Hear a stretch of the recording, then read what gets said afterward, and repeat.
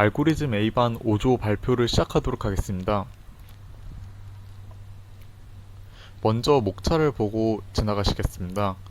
처음으로 정렬이란 무엇인지, 그 다음으로 안정정렬과 불안정정렬 비교 및 예제, 그 다음으로 직접정렬과 간접정렬, 그 다음으로 마지막으로 하노이 타워 문제를 보고 진행하도록 하겠습니다. 자, 첫 번째 정렬입니다. 컴퓨터는 사람보다 계산하는 속도가 빠르지만 정렬되어 있지 않은 자료를 처리할 때는 그 효율이 크게 감소하여 정렬은 필수적입니다. 우리가 각종 사전을 이용할 때 정렬이 되어 있지 않다면은 그것을 찾아내는 것은 사막에서 바늘을 찾는 것과 같습니다. 컴퓨터도 이와 비슷합니다. 즉 정렬은 효율적인 작업을 위하여 일정한 순서가 없이 뒤섞인 자료를 특별한 기준에 따라서 오름차순 또는 내림차순으로 나열하는 일렬의 과정을 말합니다. 다음과 같이 정렬이 나열되지 않은 일정한 순서 없이 뒤섞인 자료가 정렬 후에 특별한 기준, 이 경우엔 알파벳 순서대로 정렬된 것을 확인할 수 있습니다. 다음으로 이제 안정 정렬과 불안정 정렬에 대한 특징과 예제를 보고 넘어가도록 하겠습니다.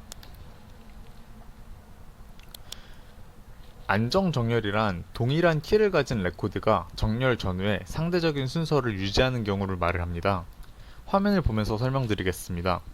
1, 2, 9, 7, 3, 4, 8, 6, 9, 3이라는 데이터를 가진 데이터 셋이 존재할 때 정렬을 한 후에 1, 2, 3, 4, 8, 6, 9, 7, 9, 3과 같이 동일한 9라는 원소가 정렬이 되었을 때 정렬 전의 상대적인 순서, 이 경우에는 9, 7이 더 앞에 있었고 9, 3이 뒤에 있는 걸 확인할 수 있는데 정렬 후에도 9, 7이 앞에 오고 9, 3이 뒤로 가는, 즉 동일한 키를 가진 레코드가 정렬 전후에 상대적인 순서를 유지하는 경우를 안정정렬이라고 부릅니다.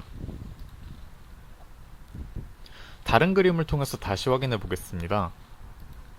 9, 5, 3, 5라는 데이터 셋이 존재하는 경우 정렬 후에도 앞에 있었던 5가 그대로, 뒤에 있던 5가 나중에 오는 듯 정렬을 수행하되 중복된 값이 있다면 상대적인 순서의 유지를 보장하는 정렬 방법을 안정정렬이라고 합니다.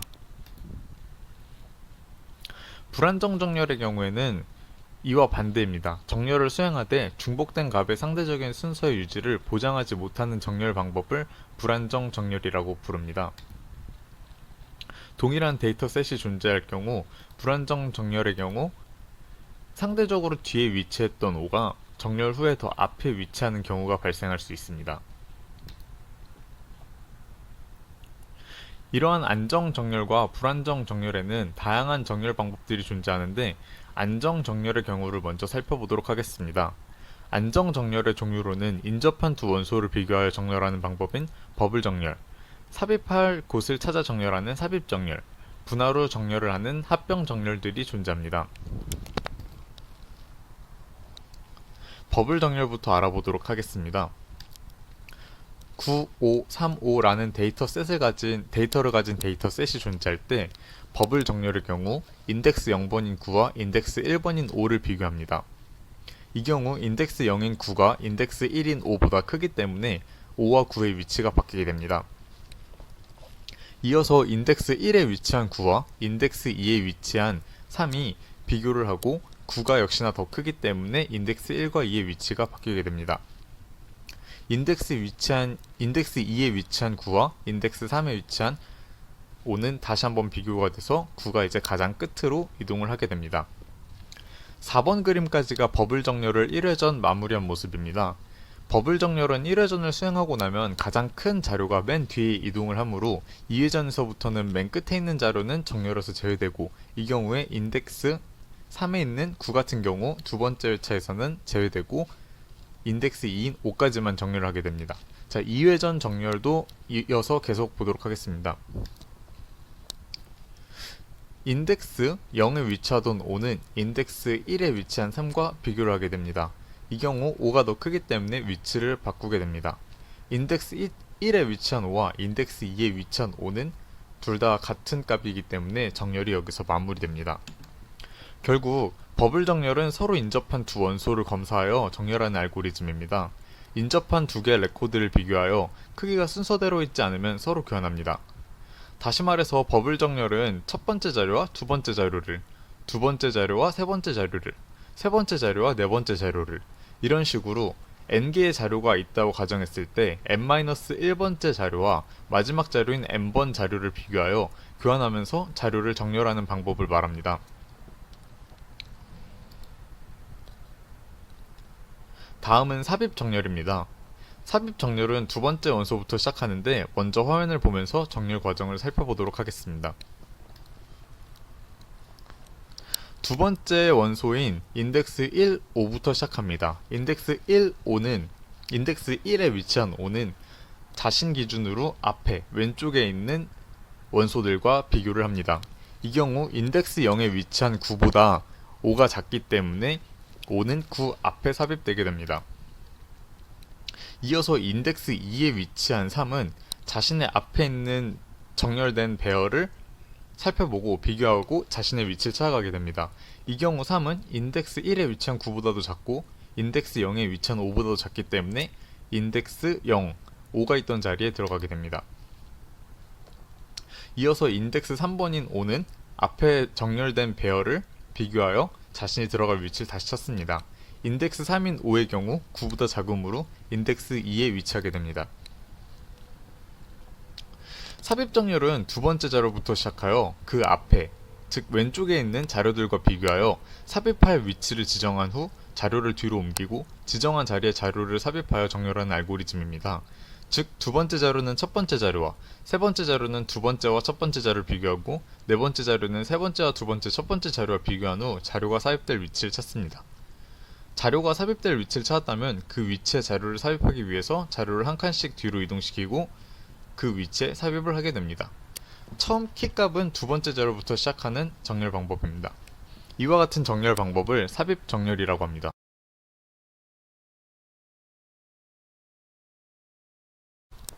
자, 다음은 합병 정렬입니다. 화면을 통해 정렬 방법을 먼저 보도록 하겠습니다. 9, 5, 3, 5라는 데이터가 가진 데이터셋이 있을 때 합병 정렬은 비슷한 크기의 리스트로 나눈 다음에 재규적으로 합병 정렬을 이용해서 정렬을 하게 됩니다. 즉 무슨 말이냐면은 9, 5, 3, 5를 9, 5와 3, 5로 나눈 뒤 이를 다시 합병 정렬합니다. 그렇게 되면 다시 9, 5, 3, 5 이렇게 리스트로 다시 분배해 가게 됩니다. 그 다음에 분할된 두 개의 리스트의 값들을 하나씩 비교한 후 더 작은 것을 새로운 리스트로 이동하게 됩니다. 3번에서 보시는 리스트 1과 리스트 1, 9, 5와 리스트 2, 3, 5 같은 경우에는 9와 5 비교했을 때 5가 더 작으므로 5가 더 앞에 오는 5, 9와 리스트 2의 경우는 그 위치 그대로 3, 5 이렇게 다시 정렬된 리스트가 만들어집니다. 그럼 이제 1번에서 나눠졌던 두 개의 리스트가 정렬이 되었는데 이 리스트들을 이용해서 다시 한번 정렬을 합니다. 리스트 2에 위치한 5와 리스트 1의 인덱스 0인 5와 리스트 2의 인덱스 0인 3과 비교합니다. 이 경우 3이 더 크기 때문에 리스트 2에 위치한 인덱스 0번, 3번이 먼저 오고 그 뒤에 리스트 1의 인덱스 0번인 5번이 그 뒤를 옵니다. 이후에도 인덱스 1을 서로 비교해서 작은 값이 다시 앞으로 오게 되어 결과적으로 3, 5, 5, 9라는 정렬이 완성되게 됩니다. 합병 정렬은 분할 정복 알고리즘의 하나입니다. 분할 정복 방법은 문제를 작은 두 개의 문제로 분리하고 각각을 해결한 다음 결과를 모아서 원래 문제를 해결하는 전략입니다. 분할 정복 방법은 대개 순환 호출을 이용해서 구현됩니다. 합병 정렬의 경우 정렬되지 않은 리스트를 절반으로 잘라 두 개의 비슷한 크기의 리스트로 나눕니다. 각 부분 리스트를 재기적으로 합병 정렬을 이용해 정렬합니다. 그리고 두 부분 리스트를 정렬된 거를 이용해서 다시 하나의 리스트로 합병 정렬합니다.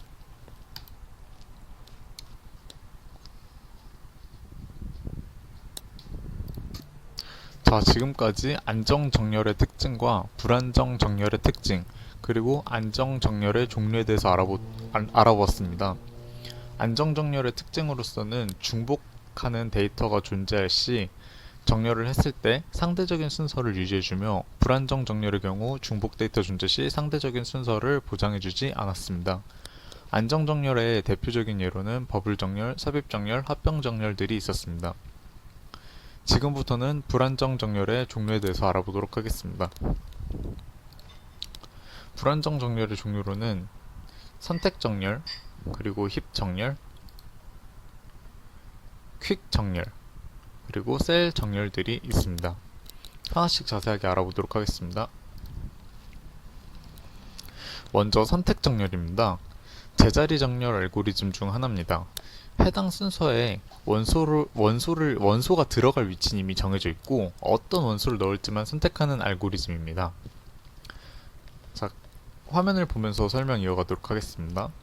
9535라는 데이터 셋이 존재할 때 첫 번째 자리에 데이터를 넣을 건데 가장 작은 데이터를 찾습니다. 즉 어떠한 데이터를 찾아서 첫 번째 인덱스 0에 넣겠다. 원소가 들어갈 자리는 정해져 있고 이제 인덱스 0에 들어갈 원소를 찾는 알고리즘입니다. 9535 중에 가장 작은 3값을 찾아서 인덱스 0에 3값을 넣어줍니다. 이제 인덱스 0번에는 가장 작은 값이 들어갔기 때문에 이 녀석을 제외하고 이 다음인 인덱스 1번에 가장 작은 값을 찾습니다. 인덱스 1번에 들어갈 가장 작은 값을 찾습니다. 이 경우 5가 작기 때문에 그대로 유지합니다. 다음으로 인덱스 2번에 들어갈 녀석을 찾습니다. 인덱스 0번과 인덱스 1번은 이미 작은 값들이 들어가 있기 때문에 인덱스 2번에 들어갈 가장 작은 녀석을 찾아서 5를 찾아서 인덱스 2에 집어넣습니다. 이렇게 하면 선택정렬이 종료되었습니다. 즉 선택정렬이란 해당 순서에 원소가 들어갈 위치는 정해져 있고 어떤 원소를 넣을지만 선택하는 알고리즘인데 1회전을 수행하고 나면은 가장 작은 값의 자료가 맨 앞에 오게 되고 그 다음 회전에서는 이제 두 번째 자료의 두 번째 자리에 들어갈 녀석을 찾아서 두 번째 자리가 가장 작은 애가 들어오고 세 번째 가장 작은 애 들어오고 이런 식으로 반복되는 알고리즘입니다. 다음으로는 힙 정렬입니다. 힙 정렬의 포인트는 완전 이진 트리를 유지하면서 힙 프로퍼티를 만족하는 것입니다. 힙 프로퍼티에는 맥스 힙 프로퍼티와 미니멈 힙 프로퍼티가 존재하는데 맥스 힙 같은 경우에는 부모가 자식보다 데이터가 크거나 같다는 것이고 미니멈은 반대로 부모는 자식보다 데이터가 작다는 것을 의미합니다. 화면을 보면서 설명하겠습니다. 9, 5, 3, 5, 10이라는 데이터 셋이 존재할 경우 완전 이진 트리를 만들어줍니다. 9가 루트에 가고 5, 3이 각각 자식으로 그리고 완전 이진 트리이기 때문에 왼쪽부터 가득 채워줍니다. 자, 이 경우 이제 완전 이진 트리가 완성이 되었는데 맥스 힙 프로퍼티를 충족시켜주는 게 이제 힙 정렬입니다. 맥스 힙 프로퍼티는 부모가 자식보다 데이터가 커야 하기 때문에 여기 보이는 10, 5가 부모인데 10보다 작은 것을 볼 수 있습니다. 이 경우 위치를 바꿔줍니다. 그리고 마찬가지로 10의 부모가 9인데 10보다 작은 것을 볼 수 있습니다. 이 또한 바꿔줍니다. 이런 식으로 완전 이진 트리를 유지하면서 힙 프로퍼티에 해당하는 오름 차순이나 내린 차순 원하는 정렬에 맞는 힙 프로퍼티를 만족시키는 정렬 방법을 힙 정렬이라고 합니다. 다음은 퀵 정렬입니다. 퀵 정렬은 리스트 안에 있는 한 요소를 선택합니다. 이렇게 고른 원소를 피벗이라고 합니다. 피벗을 기준으로 피벗보다 작은 요소들은 모두 피벗의 왼쪽으로, 피벗보다 큰 요소들은 모두 피벗의 오른쪽으로 옮겨집니다. 피벗을 제외한 왼쪽 리스트와 오른쪽 리스트를 다시 퀵 정렬로 정렬합니다. 즉 분할된 부분 리스트에 대하여 순환 호출을 이용하여 정렬을 반복합니다. 이거를 리스트의 크기가 0이나 1이 될 때까지 반복하는 것이 퀵 정렬입니다. 화면 보면서 다시 설명하겠습니다.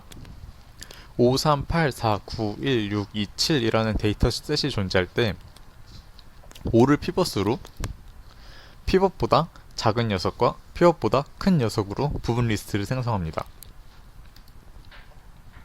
이어서 이 부분 리스트에 피벗을 재설정해줍니다. 1과 9. 그럼 이 경우 피벗이 1보다 큰 녀석들은 피벗인 1인 1 기준으로 오른쪽에 위치하고 피벗 9보다 작은 녀석들은 9 왼쪽에 위치하게 됩니다. 그리고 이어서 이렇게 만들어진 부분 리스트들에 대해서 다시 한번 퀵 정렬을 다시 진행해 줍니다.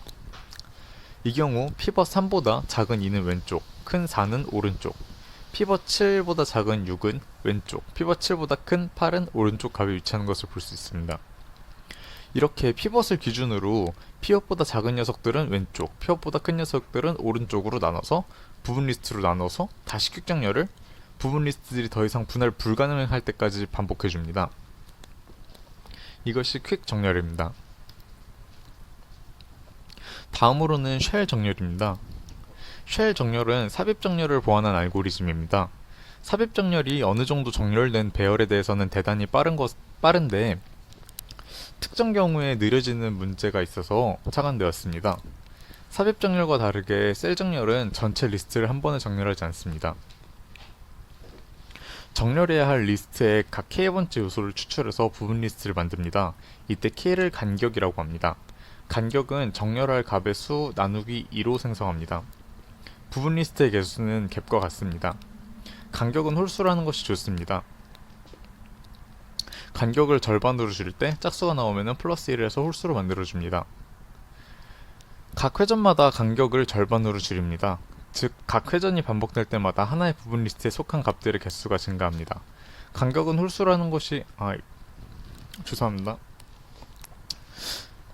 이렇게 해서 간격마다 삽입 정렬을 통해 정렬을 하는 방법, 그리고 간격 k가 될 때 간격 k가 1이 될 때까지 반복하는 것을 쉘 정렬이라고 합니다. 말로 하면은 잘 이해가 힘드실 것 같습니다. 그래서 화면을 보면서 다시 천천히 설명을 해보겠습니다. 4, 3, 2, 1이라는 데이터 셋이 존재합니다. 이 경우 데이터 크기는 4니까 초기값, 간격의 초기값, 즉 정렬해야 할 데이터의 절반값에서 홀수로 하는 게 좋으니까 1을 더해서 간격이 3인 3을 간격으로 정렬을 시작합니다. 이게 3이 간격이 무슨 소리냐? 4, 빈칸 이렇게 3칸을 띄운다는 의미입니다. 3이면은 뭐 이게 만약에 데이터가 4, 3, 2, 1, 0, 1, 2, 3, 4가 있는 경우에면은 이제 3 땡땡 하고 0, 2 땡땡 하고 1 이런 식으로 이제 3칸씩 비워서 표를 만들어 준다는 의미입니다. 이렇게 만들어진 표를 이렇게 첫 번째 행은 첫 번째 행끼리, 두 번째 행은 두 번째 행끼리, 세 번째 행은 세 번째 행끼리 삽입 정렬을 해줍니다.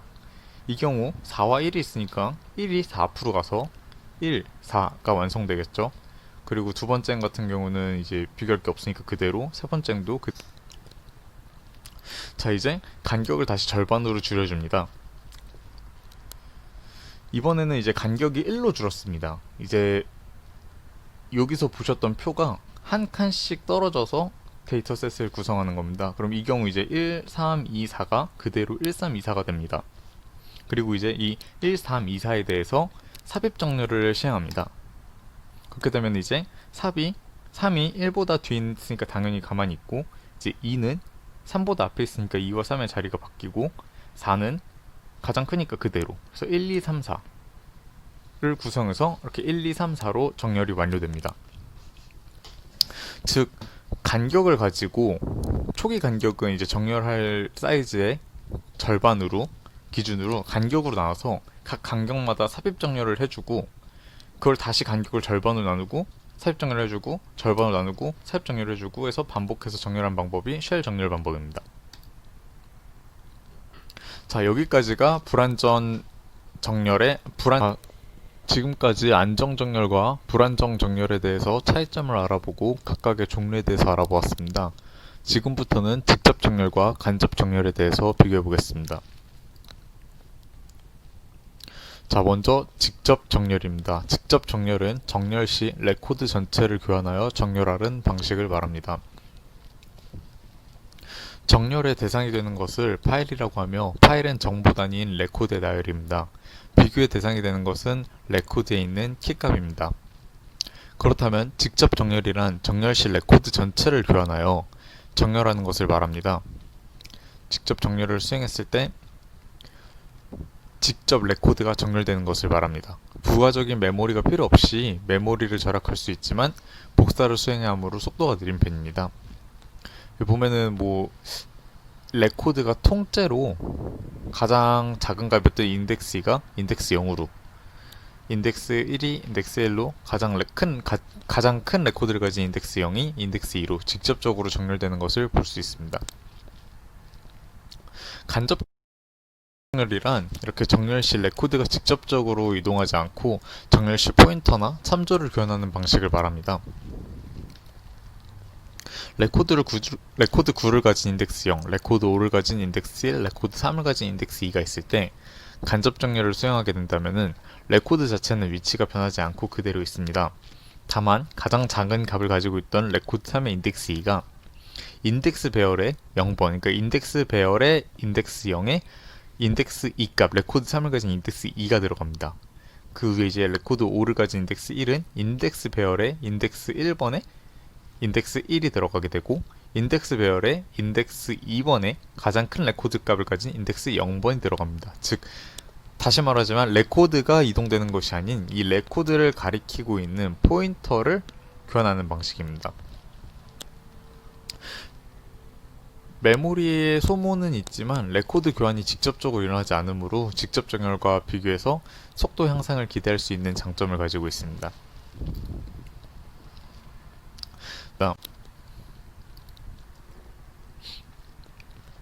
먼저 하노이 타워 문제에 대해서 설명을 해드리겠습니다.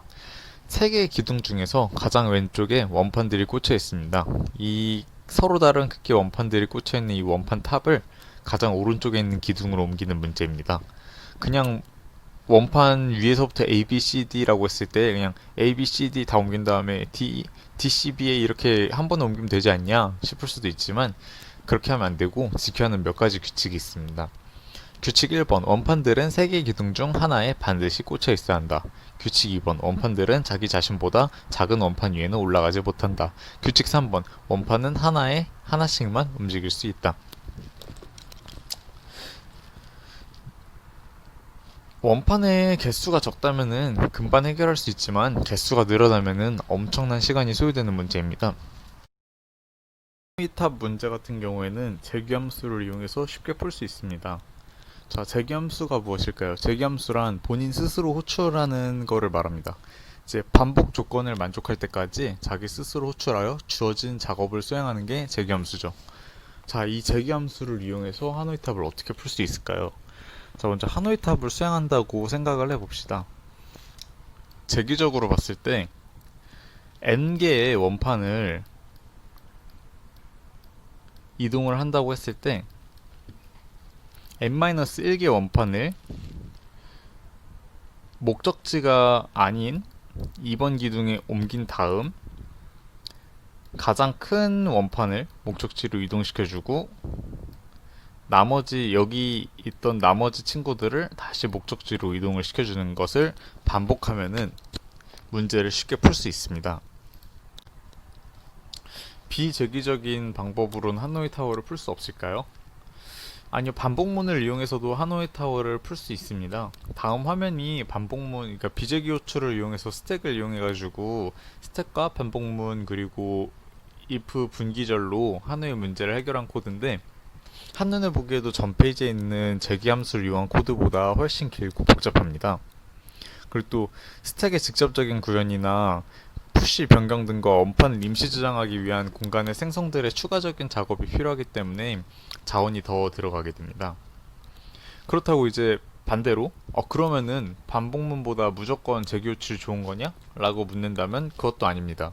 재기를 사용해서 반복 구조를 구현하면은 복잡한 문제도 단순한 로직으로 해결하고 함수 내에서 사용하는 변수의 개수와 코드의 길이가 줄어들기 때문에 읽기 좋은 코드가 될 수는 있습니다. 하지만 스택 메모리를 사용하게 되는 경우에는 콜스택이 쌓이게 돼서 스택 오버플로우가 발생할 수도 있고 성능이나 기능이 속도가 반복문보다 떨어지는 것도 분명합니다. 그래서 재기의 깊이가 예상되는 선에서 맞춰서 사용하는 것이 중요합니다. 정리하자면 재기함수는 본인 자신을 호출하는 반복의 또 다른 형태입니다. 재기함수의 효율성은 속도나 메모리 절약을 의미하는 것이 아닙니다. 앞서 두 장의 코드를 보시면 아시겠지만 재기함수와 반복문 모두 n제곱의 복잡도를 갖고 있으며 오히려 반복문이 속도 면에서는 조금 더 빠릅니다. 다만 코드가 매우 복잡하고 길어지며 코드 작성의 어려움이 매우 높아지기 때문에 본인 스스로를 반복적으로 호출하여 문제를 해결하는 재기적 방법을 이용하는 편이 더욱 편리합니다. 이상으로 오조 발표, 안정 정렬과 불안정 정렬, 그리고 그것들의 특징과 종류, 그리고 직접 정렬과 간접 정렬, 그리고 재기 호출을 사용했을 때 하노이 탑의 효율을 살펴보았습니다. 이상으로 발표를 마치겠습니다. 봐주셔서 감사합니다.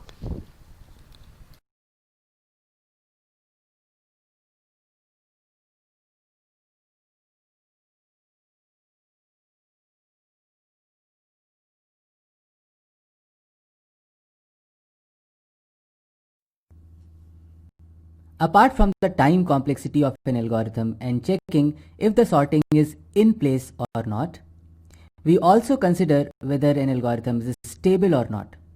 So what does that mean? Well, it's a small thing. Consider an unsorted array with two elements having the same value 5.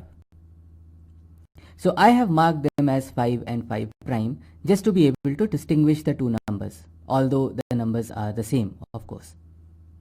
Now, after the sorting is done on the array, if the result of sort is this, we call it a stable sort.